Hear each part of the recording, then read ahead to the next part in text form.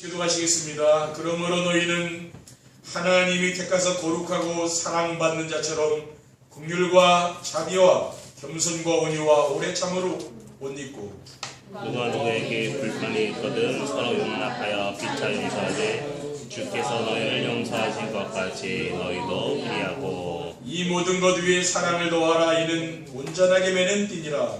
그리스도의 평강이 너희 마음을 주장하게 하라. 너희는 평강을 위하여 한 몸으로 부르심을 받았느니 너희는 또한 감사하는 자가 되라.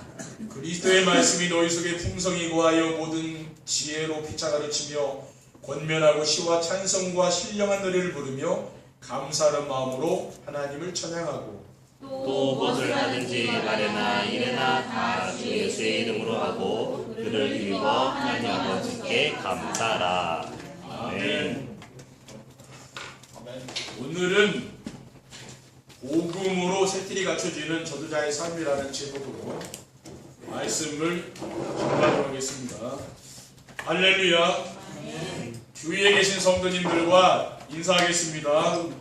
전도자의 삶으로 세상의 소금과 빛이 됩시다. 전도자의 삶으로 세상의 소금과 빛이 됩시다. 전도자의 삶으로 세상의 소금과 빛이 되는 교회를 만듭시다. 전도자의 삶으로 세상의 소금과 빛이 되는 교회를 만듭시다. 전도자의 삶은 하나님이 가장 기뻐하시는 삶이요, 하나님이 저와 우리 교회에 주신 최고의 축복입니다. 저는 전도자의 삶을 살면서 내 자신뿐 아니라 우리 성도들이 변화되는 것을 보고 있습니다. 그리스도의 능력과 하나님의 나라와 성령 충만을 체험하며 누리고 있습니다. 제가 실천하며 성도들에게 전하는 전도자의 삶은 받은 말씀을 하나님이 주신 말씀으로 믿고 순종하는 것입니다. 그러면 삶의 현장에서 전도가 되어지고 제자가 세워진다고 믿고 있습니다.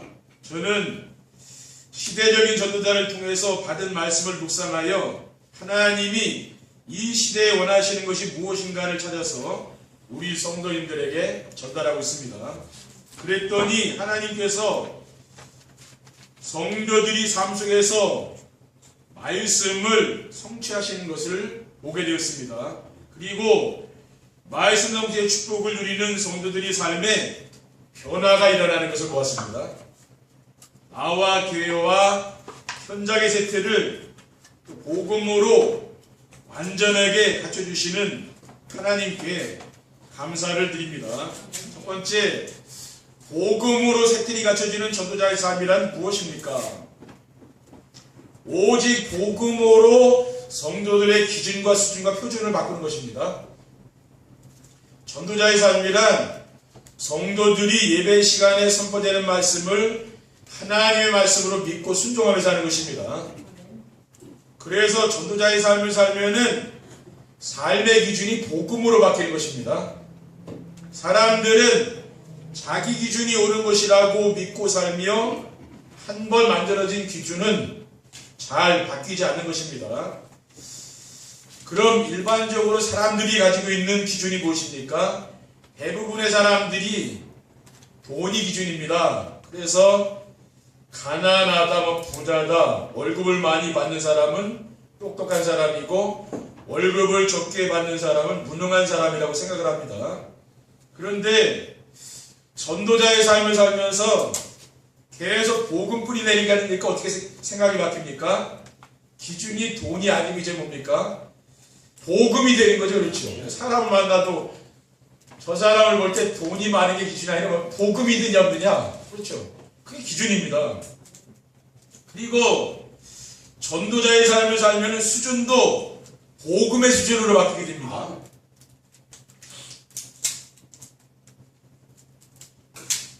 전에는 자기 수준으로 살았던 우리가 복음의 수준으로 이제 살게 된 거죠. 그리고 표준이 뭡니까? 전도자의 삶을 살면 표준도 복음의 표준으로 바뀌게 됩니다. 내가 표준이 되면은 무엇을 못 넘어섭니까? 나의 한계를 못 넘어가는 거죠. 그래서 세상을 살면서 염려의식 걱정이 끊이지 않는 겁니다. 왜? 내가 표준이니까 그런 거예요. 항상 이제 불안한 거죠. 긴장되고. 그래서 기준과 수준처럼 표준도 복음으로 바꾼 거지. 복음으로 바꾸면 뭡니까? 하나님의 능력이 나타나는 거잖아요. 내 능력이 아니라 이제 하나님이 이제는 뭡니까? 역사하신 대로 내가 살아가는 거죠. 그래서 우리는 부족하지만 복음은 완전한 거 아닙니까? 그러니까 우리는 완전한 걸 잡아야 돼요. 그렇죠? 우리는 연약하잖아요. 그 나를 잡지 말고 복음을 잡아야 되는 거죠.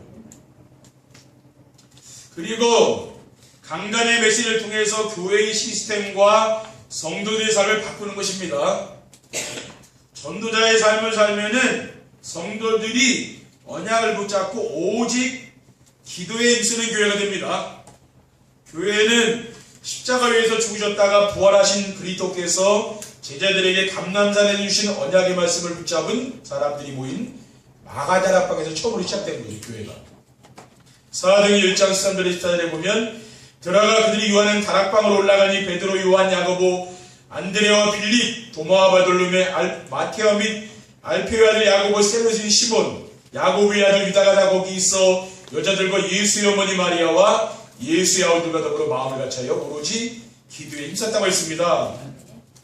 그리고 전도자의 삶을 살게 되면은 성도들이 강단 메시지를 중심으로 원네스가 됩니다. 초대교회 교회 성도들은 사도의 가르침을 받아 서로 교제하며 떡을 떼며 오로지 기도에 힘썼다 그랬어요. 그런데 오늘날 성도들은 강단의 메시지를 따라가는 것이 아니고 강단 메시지를 성도들이 판단하고 평가를 하며 자기 기준에 맞는 교회를 찾아다니는 거죠. 이것은 결코 좋은 신앙생활은 아닙니다. 물론 목회자가 완전하지 못해 실수할 수 있지만은 성도들은 목회자를 위해서 기도를 하고요. 또 목회자를 통해서 하나님이 우리에게 주신 그 말씀을 우리가 믿고 또 강단 말씀을 우리가 따라가야 되는 것이죠. 그리고 전도자의 삶을 살게 되면은 성도들의 삶의 방향을 세계복음화에 맞추게 되는 것입니다. 세계복음화를 위해서 해외 선교팀이 구성되어야 되는 거죠. 그리고 일곱 현장, 그렇죠? 지금 일곱 흑암 현장을 살리기 위한 팀이 구성이 되어야 됩니다. 그리고 중직자들의 가정에서 렘넌트를 키우기 위한 미션업이 일어나야 되는 거죠. 그리고 복음의 능력으로 성도들을 영적 서밋, 기능 서밋, 문화 서밋으로 바꾸는 것입니다. 전도자의 삶을 살면 성도들이 현장에서 복음으로 답을 주는 영적 서밋이 됩니다. 서로 경쟁하고 갈등하며 힘들게 사는 모든 사람들이 배후에 역사하는 사탄이 보이는 거죠. 요한복음 8장 44절에 보면 너희는 너희 아비 마귀에게서 났으니 너희 아비 욕심을 대로 너희도 행하고자 하느니라. 그는 처음부터 살인한 자요 진리가 그 속에 없으므로 진리에 서지 못하고 거짓을 말할 때마다 지 것으로 말하나니 이는 그가 거짓말쟁이요 거짓의 아비가 되었음이라고 했습니다. 세상 임금이 사단에게 불신자는 완전히 종노릇하는 거 아닙니까? 사탄은 거짓의 영이지요. 그래서 우리가 거짓말하는 순간 어떻게 됩니까?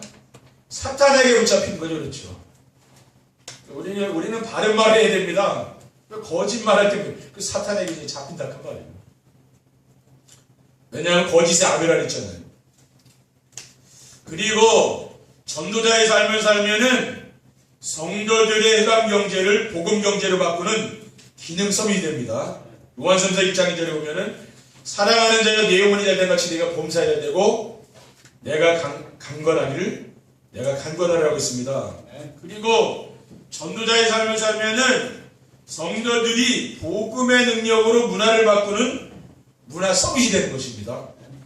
창세기 2장 18절에 보면 여호와 하나님이 이르시되 사람이 혼자 사는 것이 좋지 아니하니 내가 그를 위하여 돕는 배필을 지리라 하시니라고 했습니다. 창조주 하나님이 사람을 지으실 때에 혼자 살 수 있는 존재로 지은 것이 아니고 돕는 배필과 함께 지내도록 그렇게 인간을 만든 겁니다. 그런데 이 시대의 문화는 어떤 문화입니까? 개인주의 문화죠. 말씀을 따라가는 전도자의 삶을 살면은 지금 가정의 개인주의 문화 아닙니까? 그래서 밥을 먹으면 다 어딜 갑니까? 다 자기 밥으로 다 들어가잖아요. 들어가면 뭐합니까? 스마트폰 하잖아요. 그리고 또 컴퓨터 하죠. 옛날에는 함께하는 놀이였는데 전부 아이들과 제기차하고 공놀이하고 옛날에 다 문화가 함께하는 문화인데 지금 어떤 문화입니까? 지금 개인 문화라 전부 그렇죠. 사람하고 대화 안 하고 뭡니까? 기계하고 대화하고 지금 그런 시대를 우리가 살고 있는 거예요.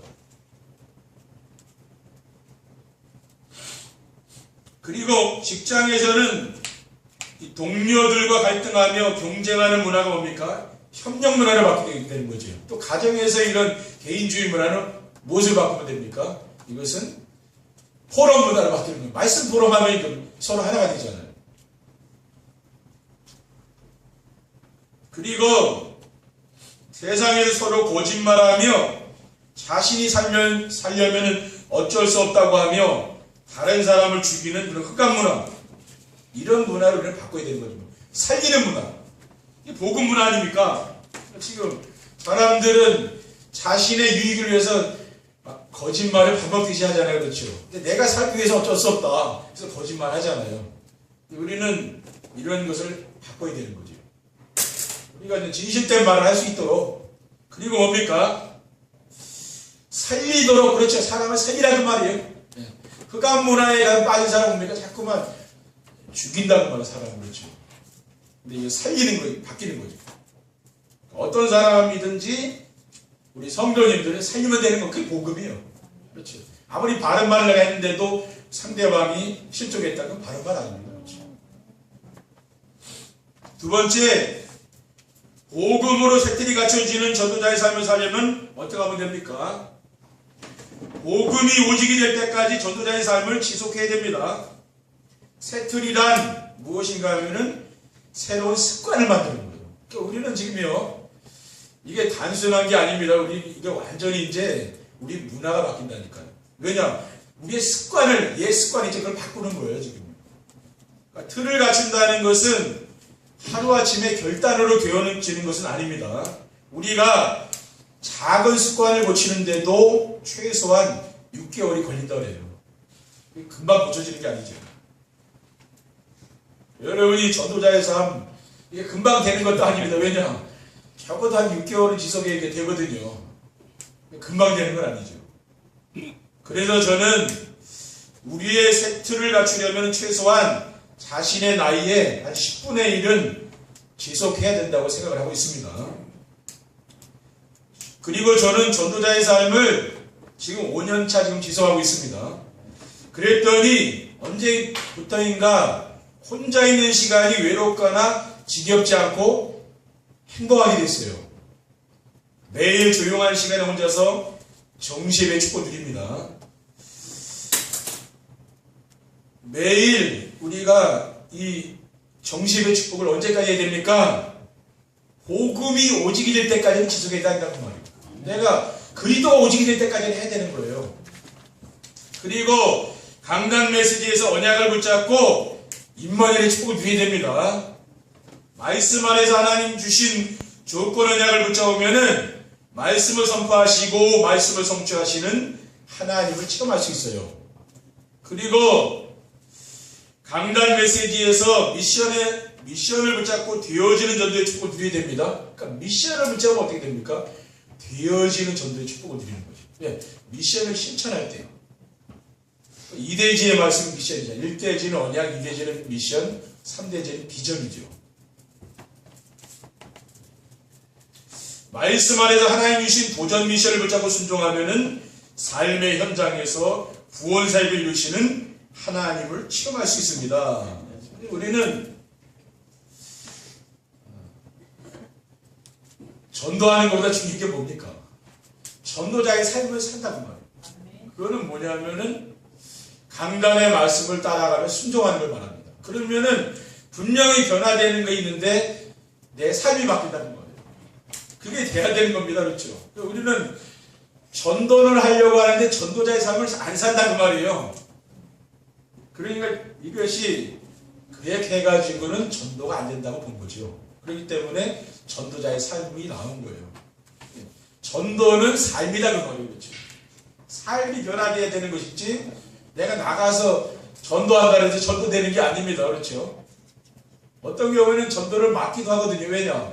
시간표가 안 됐는데 자꾸만 이야기하면 이 사람은 괴롭히는 게 돼서 문을 막는다니까요. 전도자의 삶을 사는 것이다 그 말이에요.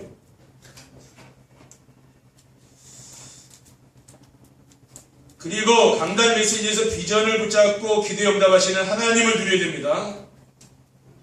하나님이 주신 비전의 말씀을 붙잡고 기도하면은 기도에 응답하시는 하나님을 체험할 수 있어요. 그러면 우리는 어떤 기도 제목이냐 그 말이에요. 그게 옛날에 내가 했던 육신적인 기도 제목이 아닙니다. 지금 뭘 말하는 겁니까? 지금 하나님의 말씀이 이루어지는 거예요. 그러니까 3대지에 뭡니까? 3대지의 말씀을 붙잡고 내가 기도하는 거예요. 그래서 그 말씀이 내 삶 속에서 응답으로 오는 게 뭡니까? 그게 기도응답이라 말하죠. 그렇죠? 여러분이 이 말씀을 여러분이 잘 알아들으셔야 돼요. 그리고 강단에서 오직 복음의 메시지가 지속적으로 선포되어야 합니다. 왜냐하면은 강단의 메시지는 성도들의 영혼의 양식이기 때문에 그렇죠. 우리가 배가 고프면 밥을 먹듯이 뭡니까? 내 영혼의 이 갈급함을 채울 수 있는 것은 하나님의 말씀밖에 없는 거죠. 그렇죠? 네. 아멘. 우리가 하나님께 예배드리는 거 아닙니까? 성도들이 복음의 완전함이 깨달아질 때까지 지속되어야 됩니다. 그렇죠? 복음이 정말 완전하구나. 그게 그때까지 계속해야 된다는 말이에요. 시편 23편 1절에 3절에 보면 다윗은 어떻게 깨달았습니까? 여호와는 나의 목자 신이 내게 부족함이 없으리로다. 그가 나를 푸른 풀밭에 누이시며 쉴만한 물가로 인도하시는도다. 내 영혼을 수생시키시고 자기 이름을 위하여 의의 길로 인도하시는도다. 그러니까 하나님의 절대 주권을 믿은 거죠. 하나님이 통치하고 계신다는 걸 믿는 거예요. 그렇죠? 우주 만물을 통치하시고 모든 사람의 생명을 주관하시고 또 뭡니까? 나의 인생에 가는 길을 하나님이 통치하는 것을 내가 믿는 거죠. 그러면 우리 상처받을 건 없다고. 안 믿어지면 뭡니까? 자꾸 우리가 상처받는 일이 됩니다. 그리고 성도들이 복음 하나로 충분하게 될 때까지 지속되어야 합니다. 진짜 나는 복음만 있어도 진짜 충분하다 이게 돼야 되죠. 그렇죠? 난 다른 게 필요 없을 정도로 그게 되면 되는 거예요. 그러니까 그때까지는 계속 해야 되는 거죠. 그리고 성도들이 복음의 모든 것을 버릴 때까지 지속해야 됩니다. 사도 바울은 그리스도의 모든 걸 배설물 여긴다 그랬죠. 그러니까 우리가 뭡니까? 사도 바울과 같이 버려야 되는 거죠. 그렇죠? 버릴 거는 내가 버려야 되는 겁니다. 골로새서 2장 3절에 오면 그 안에는 지어지신 모든 무화가 감춰있다 그랬어요. 그리스도 안에 사도 바울은 모든 게 다 있다 그랬거든요. 그게 복음을 깨달은 거예요. 이것이 될 때까지는 우리가 뭡니까? 계속 지속해야 되는 것이죠. 왜냐? 다른 방법이 없기 때문에 그런 거예요. 그렇죠? 여러분이 다른 것을 응답받겠습니까? 다른 것을 응답이 안 돼요. 이 방법밖에 없다는 말이에요. 그렇죠? 그래서 우리는 뭐예요? 계속 지속해서 내가 정말 믿어지고 내 삶 속에 역사가 일어날 때까지는 지속해야 된다는 말이죠. 그리고 성도들이 복음의 능력을 사실적으로 체험하고 누려야 됩니다. 복음의 능력을 체험하고 누리면은 인생의 근본이 바뀝니다. 가정과 직장과 교회가 바뀌려면 먼저 성도들이 오직 복음으로 인생의 근본을 바꿔야 돼요. 다른 것은 안 바뀝니다. 왜냐하면은 근본이 바뀌지 않은 상태에서 환경을 아무리 바꿔도 소용이 없기 때문입니다. 그럼 인생의 근본이 무엇입니까? 인생은 태어나면서부터 복음이 오직이 될 때까지 자기 중심으로 살 수밖에 없다는 말이에요. 그렇죠? 내가 복음이 오직이 안 된 사람은 알고 보면 나 중심이라고 보면. 자기 중심은 복음이 오직이 되어야만 바뀌는 겁니다. 그러면 그때 되면은 상처 안 받겠죠, 그렇죠? 내가 아니라 이제 그리스도니까 그냥 안 받는 거예요. 여러분이 지금 복음이 오직이 돼가지고 막 하나님의 모든 답을 다 드리면은 저 같은 사람이 여기 있을 필요가 있습니까? 그렇죠? 그렇잖아요. 복음이 오직이 돼가지고 이제 완전히 뭐 하늘나라의 모든 축복을 드리고 있으면은 우리가 이 땅에 살 건 없잖아요, 그렇죠? 그 사람 천국 가야지 이제는. 근데 우리는 이게 광야길이라고 그랬죠, 우리 인생길이 광야길이라고 그랬죠. 앞으로 알 수가 없어요. 내일 미래를 알 수가 없어요, 그렇죠? 우리 인생길이 그런 겁니다. 그러니까 복음 붙잡지 않으면 안 되는 건데 왜? 사탄이 공격하잖아요. 그래서 안 되는 거예요.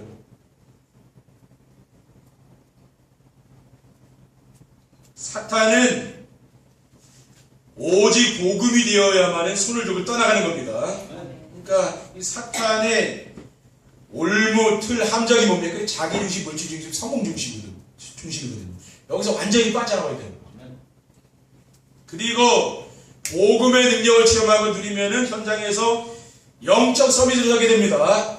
창세기 23장에 보면은 아브라함이 무엇을 믿었습니까? 여호와 하나님이 나와 함께 하심을 믿는 거죠. 내 배경을 믿은 거야. 나는 혼자가 아니라 배경이 든든하다는 걸 믿는 거예요. 우리 연약하지만. 그러니까 조카 롯에게 모든 걸 양보한 거죠. 그러니까 조카 롯이 소돔 고모라 아니 기름진 땅을 선택했잖아요. 자기는 산을 택했고 그렇게 된 거예요. 그게 뭡니까? 복음의 능력을 믿고 하나님이 나와 함께하는 걸 믿기 때문에 양보가 된 거예요. 그리고 창세기 26장에 보면은 이삭도 여호와 하나님이 함께하시며 축복하심을 믿기 때문에 아비멜렉 왕과 싸우지 않고 모든 걸 양보했습니다. 왜냐하면 아비멜렉이 봤잖아요. 이 이삭이요 100배의 축복을 받고 셈의 근원을 얻고 하나님이 함께하는 걸 보지 않았습니까? 그러니까 이삭은 뭡니까? 자기 아버지 아브라함과 같이 싸우질 않는 거예요. 싸워야 되는데 안 싸운다고 말이에요. 양보를 했는데도 하나님이 계속 응답을 주는 거예요. 바로 그겁니다. 여러분이 양보를 하잖아요. 그렇게 손해보는 게 아니라니까 양보하시라니까. 하나님이 뭐예요? 더 좋은 걸 주신다고 말이에요. 그렇죠? 근데 안 믿어지고 뭡니까? 절대 양보 안 되는 거지. 안 믿어지니까. 근데 믿어지는 사람은 뭐예요? 양보할 수 있는 거예요. 그리고 복음의 능력을 성도들이 체험하고 드리면은 강단 메시지로 온네스가 됩니다. 하나님이 아브라함에게 뭐라고 하셨습니까? 내가 너로 큰 민족을 이루고 내게 복을 주어 내 이름을 창대하게 하리니 너는 복이 될지라 그랬어요. 네가 복이다 그 말이에요. 그렇죠? 우리는 자꾸 복 받은 사람 이런 사람을 따라다니려 그랬잖아요. 그렇죠? 그게 아니에요. 네가 복이다 그랬어요. 네가 복이라. 그렇죠? 그러니까 우리는 그걸 믿으라는 거예요. 내가 복인데 이걸 놓치면은 자꾸 복을 찾아서 다니잖아요. 딴 데로. 그게 아니에요. 우리 성도님들이 복의 근원인 것을 믿으시기 바랍니다. 그리고 믿음의 조상 아브라함은 가는 곳마다 제단을 쌓았습니다. 그러니까 가는 곳마다 예배를 드린 거예요. 그랬더니 하나님이 아브라함을 지켜주시는 방패와 상급이 되어주셨어요. 창세기 15장 1절에는 이후에 여호와의 말씀이 환상 중에 아브라함에 임하여 이르시되 아브라함아 두려워하지 말라. 나는 내 방패여 너희 지극히 큰 상급이니라. 우리 세상에 살아가다 보면은 두려워할 일들이 많이 있죠. 그렇죠?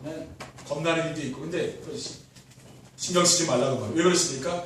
내가 하나님이 네 방패 너를 지킨다고 말이에요. 그렇죠? 하나님이 여러분을 지키는데 누가 여러분을 해할 수 있겠습니까? 해하지 못하는 거예요. 그 사람이 당하는 거죠. 그렇죠? 여러분을 해야 하는 사람이 당하는 거예요. 그리고 큰 상급이라 하나님이 네 상급이라고 말해요. 상급은 뭡니까? 상탑은 자랑하죠. 그렇죠? 나의 자랑은 하나님이라고 말해요. 그 여러분이 누구를 자랑해야 돼? 하나님을 자랑하시라니까요. 그 하나님이 기뻐하는 삶이에요. 왜? 상급이니까 하나님이 방패 지키잖아요. 이러한 축복을 하나님이 우리 성도님들에게 주신 줄 믿습니다. 세 번째 결론입니다. 복음으로 새들이 갖춰지는 전도자의 삶을 살게 되면 어떻게 됩니까? 성도들이 어떤 상황에도 흔들리지 않게 됩니다. 왜냐하면은 복음이 완전하고 복음이 충분하고 복음이 모든 것이 믿어지니까. 그렇죠. 이렇게 되면 어떻게 됩니까? 복음의 뿌리가 깊이 내려가는 거예요. 중동의 사막에 있는 나무는 빼길 말아 있잖아요. 근데도 그 깊이 들어간다, 뿌리를. 왜? 그 깊이 그 물줄기에 있으니까 거기에 뿌리를 내리고 있기 때문에 이것이 어떻게 됩니까? 나무는 앙상하고 그런 것 같아도 엄청 든든히 뿌리 내리고 있는 거예요. 우리가 마찬가지입니다. 우리 성도님들이 복음의 뿌리를 내려야 되는 거예요. 그렇죠? 이거는 눈에 보이지 않지만은 여러분이 복음의 뿌리를 내리면 어떻게 됩니까? 힘이 있다고. 분명히 저 사람 저 상황에서는 낙심하고 좌절하고 그래야 되는데 그런 게 없는 거예요. 왜? 뿌리가 내린다고 말이에요. 뿌리가 그 가지를 지금 지탱하고 있다고 말이죠. 그러니까 어떤 문제가 와도 흔들리거나 넘어지지 않고 항상 승리하는 거예요. 올뚜기 같이 늘 일어나 있어요. 넘어지는 것 같은데 그게 넘어진 게 아니야. 거기서 또 큰 응답 받는 거예요. 로마서 8장 28절에 우리가 알거니와 하나님을 사랑하는 자 곧 그의 뜻대로 부르심을 입은 자들에게는 모든 걸 합력하게 선을 이룬다고 했습니다. 그러니까 여러분 어떠한 일을 만났습니까? 과거에 어떤 일을 만났습니까? 그거 아무 신경 쓸 일이 안 된다고. 왜? 하나님이 앞으로 주실 복이 큰 거예요. 그렇죠? 여러분이 큰 어려움 당했습니까? 하나님 주실 복이 큰 거예요. 그렇죠? 별로 고난 안 당한 사람은 더 큰 것은 아니죠. 그렇죠? 큰 고난 당했다. 큰 그릇입니다. 여러분이 그걸 말씀 붙잡으면 그게 된다니까요. 그리고 성도들의 삶 현장에서 영적 서비스 자리에 오르게 됩니다. 가정에서 정시예배의 축복을 누리고 포로 많은 성도들은 만나는 사람들에게 오직 복음으로 답을 주는 영적 서비스 되는 거죠. 그렇죠? 그 사람에게 필요한 건 복음 아닙니까? 내가 만나는 사람에게. 다른 게 아니거든요. 그러면 내가 모든 것이 양보할 수 있다고 말이에요. 왜 도와주는 거죠? 그렇죠? 그 사람을 세워주라고 말이에요. 그리고 성도들이 삶의 현장에 하나님 나라가 임하며 제자가 세워지게 됩니다. 하나님의 나라가 임하면 어떻게 됩니까? 불신앙, 염려, 근심, 걱정 이런 게 떠나가는 거죠. 그리고 미움시기, 질투, 다툼 이런 게 다 없어집니다. 강단에서 선포된 말씀이 삶의 현장에서 성취가 돼요. 그러면서 그 응답으로 오는 게 뭡니까? 구원받을 영혼을 만나게 되고 거기 제자가 일어난다는 거죠. 그래서 하나님은 이러한 축복을 우리 성도님들에게 주시려고 강단 메시지에서 계속 전도자의 삶으로 인도해 가시는 줄 믿습니다. 그러니까 우리는 한 방향으로 계속 가야 돼요. 그러니까 우물도 뭡니까?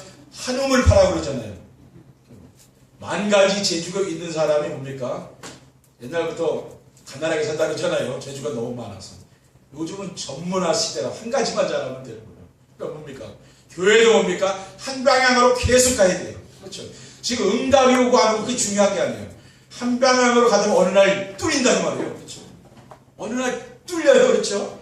네, 그게 있다니까요. 그때까지는 뭡니까? 우리가 여러분들이 계속 낙심하지 말고 지속하시기 바랍니다. 그러면은 된다니까요. 기도하겠습니다. 주님 감사합니다. 오늘 주님께서 주신 귀한 언약의 말씀을 우리가 굳게 붙잡고 복음으로 새로운 틀이 갖추어지는 귀한 축복을 누릴 수 있도록 인도해 주시옵소서. 주 예수 그리스도 이름으로 기도드립니다. 아멘.